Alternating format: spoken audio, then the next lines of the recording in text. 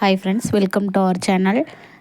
இது வந்து பைப்பிங் வந்து நம்ம ஸ்ட்ரெயிட் பீஸில் கட் பண்ணி வைக்க போகிறோம். அது எப்படின்னு சொல்லிட்டு தான் இந்த வீடியோவில் பார்க்க போகிறோம்.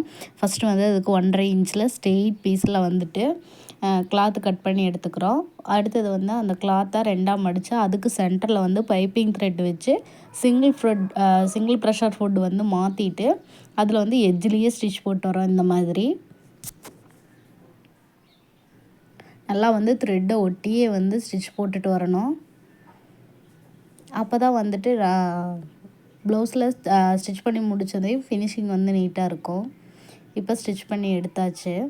அடுத்து இப்போ வந்து ஒரு 1/4 இன்ச் மட்டும் விட்டுட்டு மீதி எக்ஸஸ் இருக்கிற கிளாத் எல்லாமே கட் பண்ணி எடுத்துக்கலாம். ப்ளவுஸ் வந்து ஆன்லைனில் ஆர்டர்ஸ் எடுத்து ஸ்டிச் பண்ணி கொடுத்துட்ருக்கேன். ப்ளவுஸ் மட்டும் இல்லை, மேக்ஸி ட்ரெஸ், ஆரி ஒர்க்கும் போட்டு கொடுத்துட்ருக்கோம். தேவைப்படுறவங்க கான்டாக்ட் பண்ணுங்கள். மேலே வந்து வாட்ஸ்அப் நம்பர் தரேன், அதில் வந்து டெக்ஸ்ட் பண்ணுங்கள்.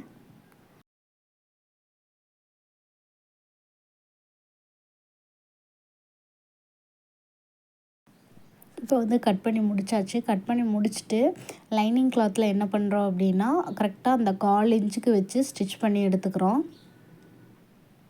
ஸ்டிச் பண்ணி எடுத்துகிட்டு இப்போ மெயின் கிளாத் எடுத்துக்கிறோம். மெயின் கிளாத்தில் வந்துட்டு நாம் வச்ச பைப்பிங் த்ரெட் வந்து அடியில் போகிற மாதிரி வச்சுட்டு நம்ம எங்கே ஸ்டிச் போட்டு எடுத்தோமோ அந்த 1/4 இன்ச்சில் அதே இடத்துல வந்துட்டு 1/4 இன்ச்சில் ஸ்டிச் போட்டு எடுத்துக்கணும்.